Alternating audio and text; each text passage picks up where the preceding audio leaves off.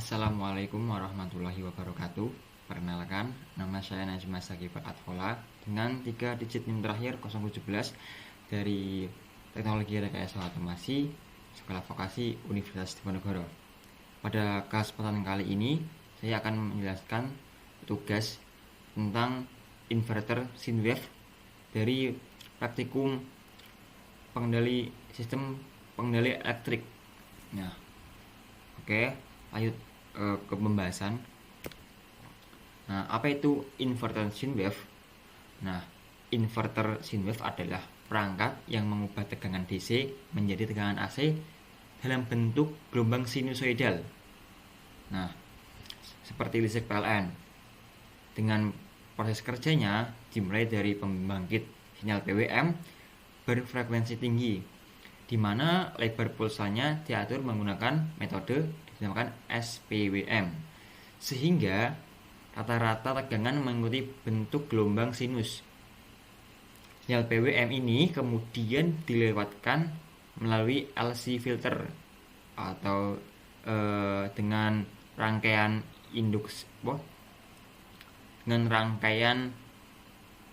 kapasitor dan induktor filter yang berfungsi menyaring komponen frekuensi tinggi dan hanya melewatkan komponen frekuensi dasar, sehingga keluaran yang muncul berbentuk sinus yang bersih dan stabil dengan bentuk gelombang yang lebih murni dan teodi rendah. Inverter sine wave aman digunakan untuk peralatan elektronik sensitif seperti komputer, motor listrik, dan peralatan medis yang digunakan pada dunia kedokteran. Oke, next.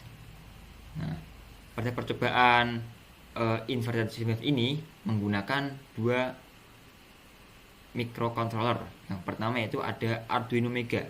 Arduino Mega ini bertipe 2560, adalah suatu microcontroller berbasis chip Atmega 2560 dengan arsitektur 8 bit dan kecepatan clock 16 MHz. Board ini dirancang untuk proyek berskala besar karena memiliki jumlah pin input output yang sangat banyak, yaitu berjumlah 54 pin digital. Di antaranya 15 mendukung PWM, 16 pin analog input, serta 4 port komunikasi quad serial. Hardware Arduino Mega bekerja pada tegangan logika 5 volt dan dapat disuplai menggunakan konektor USB, jack DC, maupun pin V-input.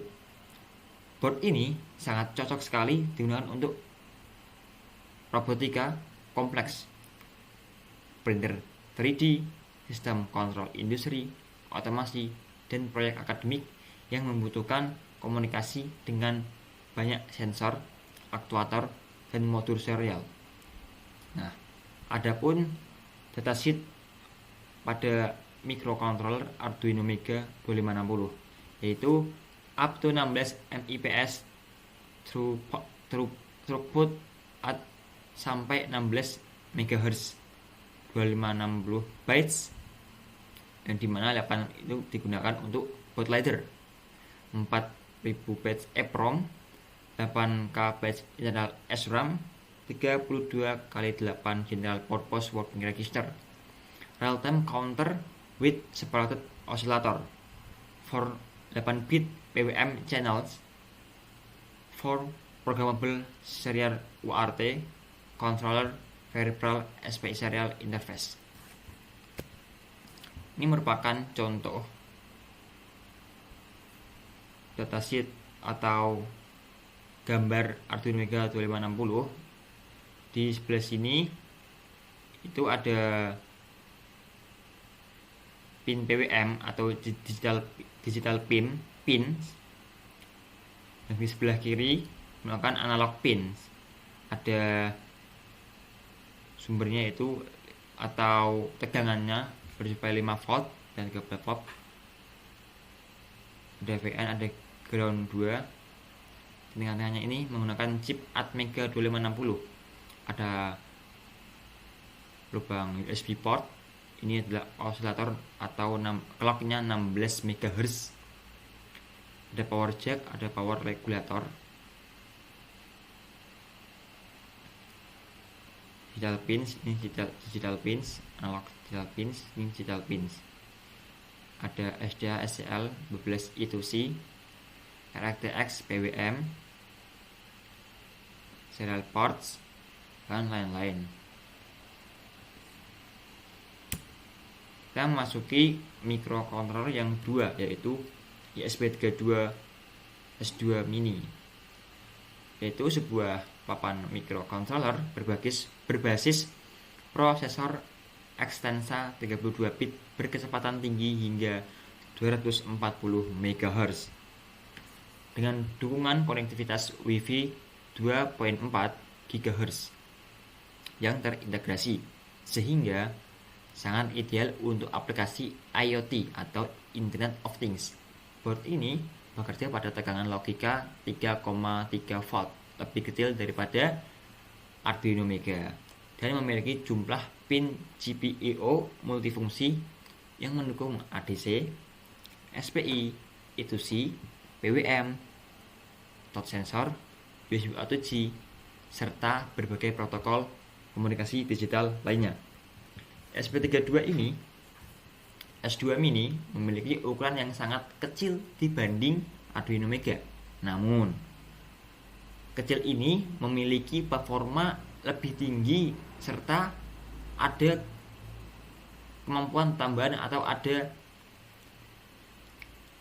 port yang lebih bisa diunggulkan daripada board yang lain, yaitu Wi-Fi dengan 2,4 GHz ini. Modul ini sangat cocok sekali digunakan untuk pengembangan sistem otomatisasi berbasis internet, smart home, pemantauan sensor jarak jauh, dan perangkat IoT portable. Bawah ini adapun datasheet pada ESP32 S2 Mini, yaitu base-nya menggunakan Wi-Fi yang 2,4 GHz ini. Untuk lubang kabelnya dia menggunakan Type-C USB, 4 MB flash, 2 MB PS RAM, 27 input output, ada ADC, DAC, I2C, SPI, UART, dan masih banyak lagi termasuk USB OTG. Compatible with Lorem Mini Cells, TI Mini Cells. Compatible with MicroPython, Arduino, CircuitPython, dan ESP-IDF. Bisa digunakan untuk program Python, Arduino, dan lain sebagainya. Default firmware-nya yaitu MicroPython. Ini merupakan contoh gambar dari BMOS 32 SP32 S2 Mini, di mana ada 20 pin.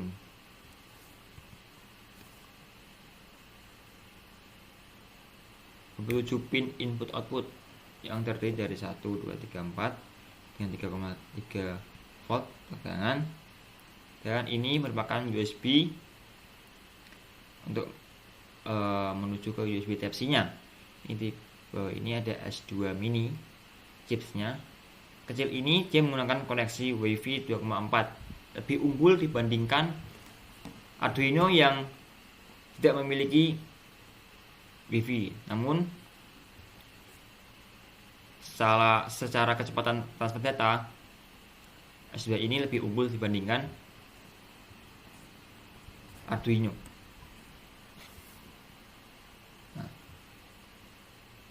Yang selanjutnya itu pembahasan tentang sinyal sine wave. Sinyal sine wave merupakan teknik yang digunakan untuk menghasilkan gelombang keluaran yang mendekati sinus, meskipun perangkat hanya mampu menghasilkan sinyal digital seperti PWM. Prinsip dasarnya adalah membandingkan gelombang referensi sinus berfrekuensi rendah dengan gelombang pembawa berbentuk segitiga atau gigi gergaji yang berfrekuensi tinggi. ketika nilai sinus lebih besar dari karir, sinyal PWM berada pada kondisi high dan sebaliknya menjadi low. Pola pulsa yang berbentuk akan mengikuti bentuk sinus, sehingga meskipun sinyalnya berupa pulsa digital, rata-rata dayanya berubah secara halus menyerupai kurva sinus. Teknik ini sangat penting dalam inverter, motor DC, dan rangkaian konversi daya karena memungkinkan pembangkitan tegangan AC yang lebih bersih, stabil, dan rendah harmonisa. Faktor seperti modulasi indeks, frekuensi switching, dan frekuensi fundamental menentukan kualitas sinyal sinus yang dihasilkan melalui teknik modulasi sinyal sinwave ini. Nah, adapun rangkaian tambahan pada sinyal sinwave ini yaitu LC filter. Apa itu LC filter? Ada sebuah rangkaian penyaring rendah low pass filter. Sesuai namanya, L itu namakan untuk ada komponennya itu induktor, yaitu L, dan C itu kapasitor. Dalam rangkaian LC filter ini ada komponen penting yaitu induktor dan kapasitor yang digunakan untuk menghaluskan keluaran PWM agar menjadi gelombang yang mendekati sinus murni. Induktor bekerja dengan menahan perubahan arus secara cepat, sehingga komponen frekuensi tinggi yang berasal dari switching PWM akan tertahan atau dilemahkan. Sementara itu, kapasitor bekerja meratakan perubahan tegangan dengan cara menampung dan melepas muatan, sehingga tegangan ripple yang terbawa dari PWM menjadi lebih halus. Ketika keduanya digabung, LC filter secara efektif memblokir atau menghapus komponen harmonisa switching yang berada di frekuensi tinggi, namun tetap meloloskan komponen fundamental seperti frekuensi 50 atau 60 Hz. Untuk mencapai hasil yang optimal, nilai L dan C harus dirancang sedemikian rupa sehingga frekuensi cut-off filter berperan penting dalam inverter dan sistem konversi daya untuk menghasilkan sinyal AC yang stabil, mengurangi gangguan elektromagnetik, melindungi beban, dan meningkatkan efisiensi sistem secara keseluruhan.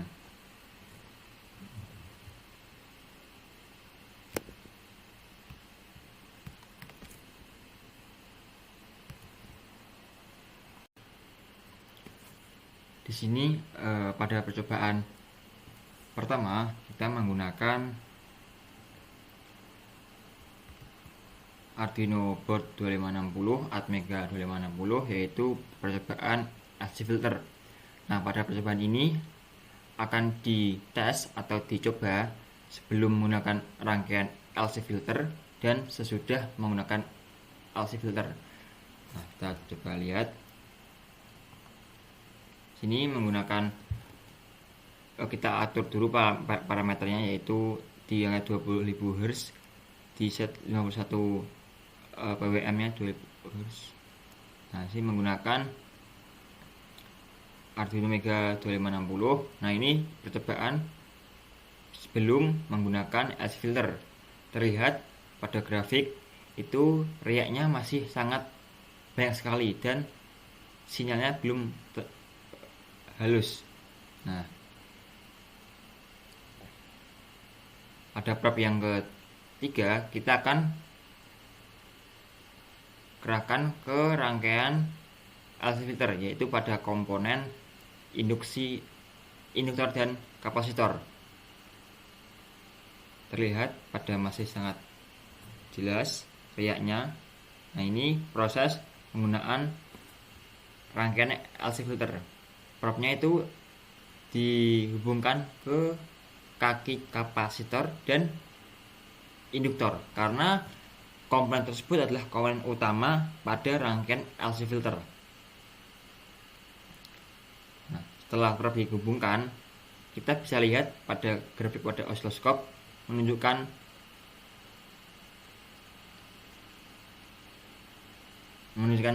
ripple sangat jauh berkurang dan hampir mendekati halus. Bisa dilihat pada grafik kuning itu ripple-nya sangat berkurang drastis daripada yang sebelum menggunakan LC filter. Ini pada grafik biru itu adalah grafik di mana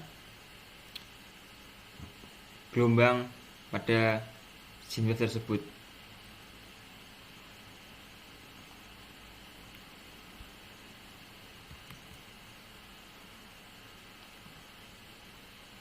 Dengan ini percobaan pada tanpa menggunakan LC filter ketika sinyal PWN dengan frekuensi 25 kHz dan modulasi sinus 50 Hz dengan duty cycle 50%, bentuk gelombang keluaran pada osiloskop berupa pulsa PWM yang tepat.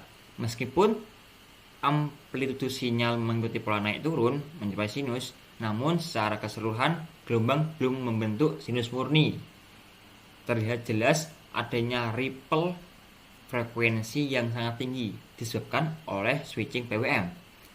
Hal ini menandakan bahwa komponen harmonisasi tinggi masih dominan sehingga sinyal keluaran masih bersifat digital, belum layak digunakan sebagai sinyal analog. Nah, ketika kondisi menggunakan LC filter atau menggunakan rangkaian LC filter dengan induktor dan kapasitor, nah ketika sinyal PWM dilewatkan melalui rangkaian LC filter, terjadi perubahan yang sangat signifikan pada bentuk gelombang keluaran. Pulsa PWM berfrekuensi tinggi teredam secara nyata dan sinyal keluaran menjadi lebih halus serta menyerupai gelombang sinus 50 Hz. Ripple yang sebelumnya terlihat jelas kini berkurang sangat drastis, menunjukkan bahwa induktor menahan perubahan arus cepat, sedangkan kapasitor meredam fluktuasi tegangan. Hal ini membuktikan bahwa LC filter bekerja sangat efektif sebagai low pass filter yang hanya melewatkan komponen frekuensi rendah dan menolak frekuensi tinggi dan PWM. Untuk percobaan selanjutnya itu menggunakan percobaan Arduino Atmega 560 dengan 10 variasi frekuensi PWM, sine wave, dan duty cycle. Bisa kita lihat pada percobaan kali ini. Sini menggunakan Arduino Atmega 560 dan beberapa variasi percobaan. Yang pertama yaitu kita mengset dulu pada osiloskop.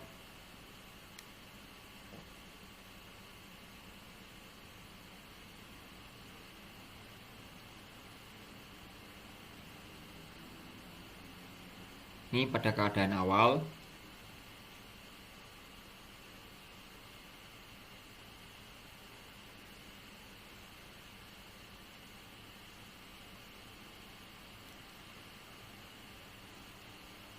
Ini grafik akan berubah secara otomatis mengikuti inputan dari GUI, karena GUI-nya itu otomatis menggunakan 10 variasi. Jadi setiap variasi itu berbeda-beda frekuensi, sine wave, dan duty cycle-nya.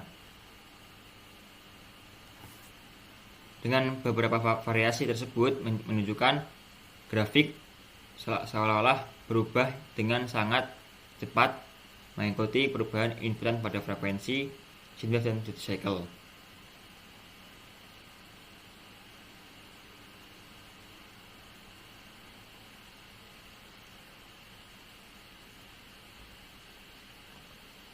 Bisa dilihat pada grafik yang muncul pada osiloskop, tidak adanya ripple yang muncul pada grafik tersebut.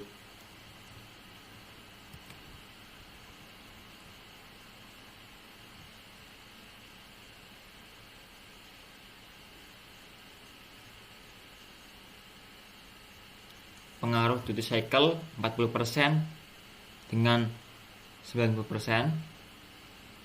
Dan 30% dengan 80%.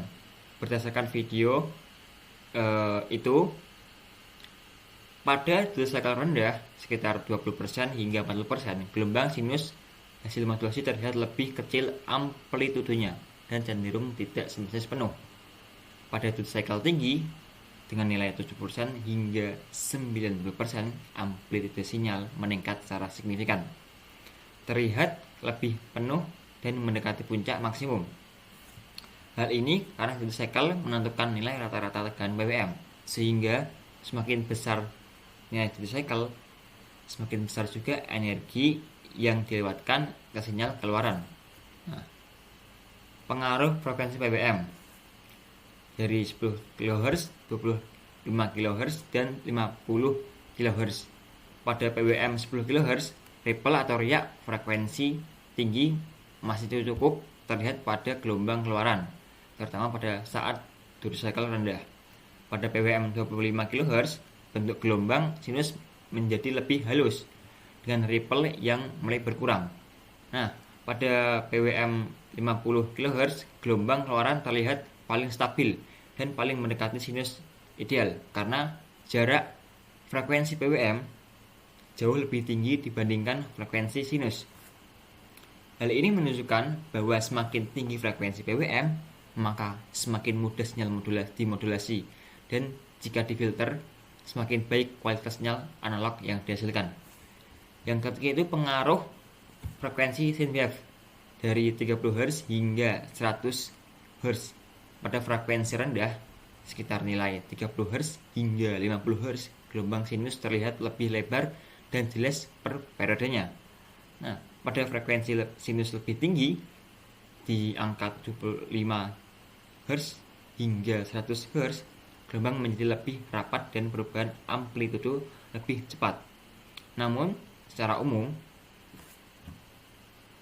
pada microcontroller Arduino Mega 2560 masih mampu mengikuti perubahan frekuensi sinus dengan baik, meskipun pada frekuensi sinus yang lebih tinggi terlihat sedikit distorsi, terutama pada kombinasi PWM rendah dan duty cycle yang sangat ekstrim.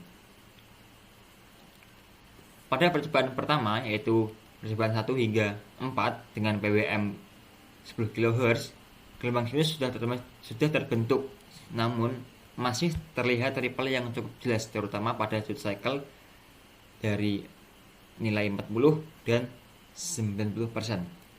Pada percobaan 5 sampai 8 dengan PWM 25 kHz, kualitas sinyal menunjukkan meningkat secara signifikan. Gelombang sinus terlihat lebih halus dan stabil, baik pada duty cycle rendah maupun tinggi. Dan percobaan 9 dan 10 dengan PWM 50 kHz, gelombang keluaran paling mendekati.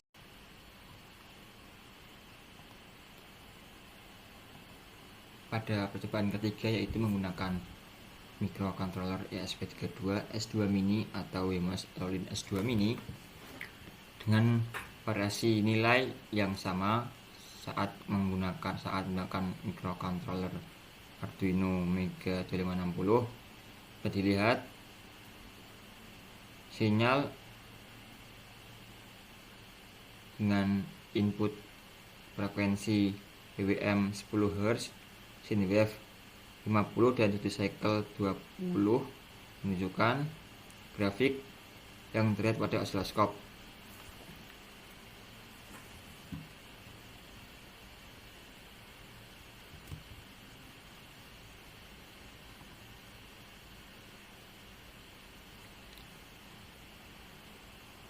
Percobaan menggunakan Rollin S2 Mini yaitu untuk mengetahui karakteristik sinyal PWM yang dimodulasi gelombang sinus pada Wemos S2 Mini ini dengan variasi frekuensi PWM dari 10 hingga 75 kHz dan frekuensi sinusoidal 30 sampai 100 Hz dan duty cycle dari 20 hingga 85%. Untuk pengaruh duty cycle sendiri terhadap bentuk gelombang, yaitu pada nilai duty cycle rendah sekitar 20-30%, amplitude sinyal terlihat kecil dan tidak mencapai puncak maksimum.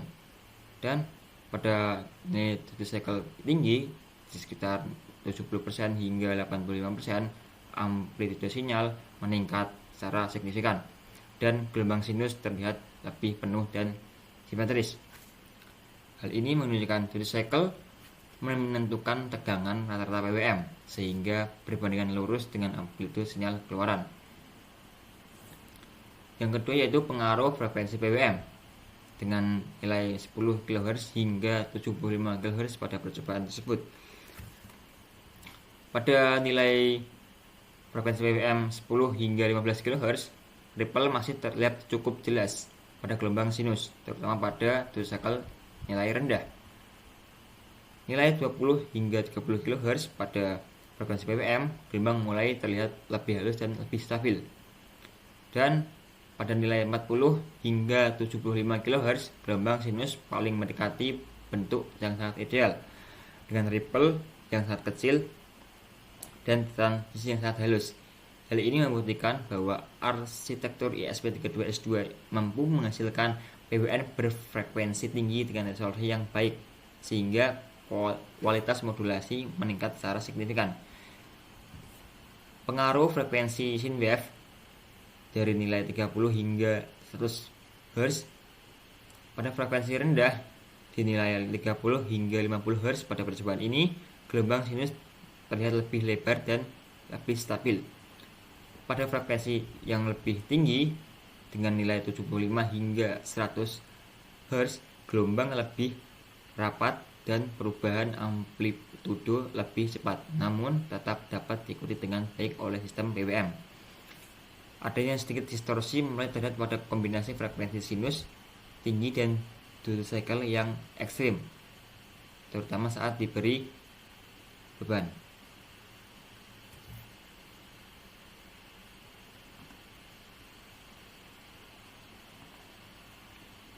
Itu merupakan hasil dari percobaan menggunakan microcontroller ISP32S2 ini pada praktikum sistem pengendali elektrik yang dengan berjudul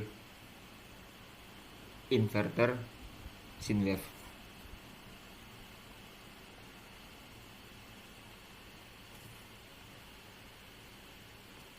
Pada tampilan GUI ini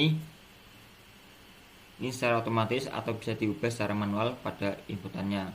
Nah, kalau secara otomatis nanti grafik pada atau gelombang pada oscilloscope akan berubah secara sendiri mengikuti inputan dari GUI-nya atau inputan sesuai frekuensi PWM, frekuensi sine wave dan duty cycle. Ini duty cycle.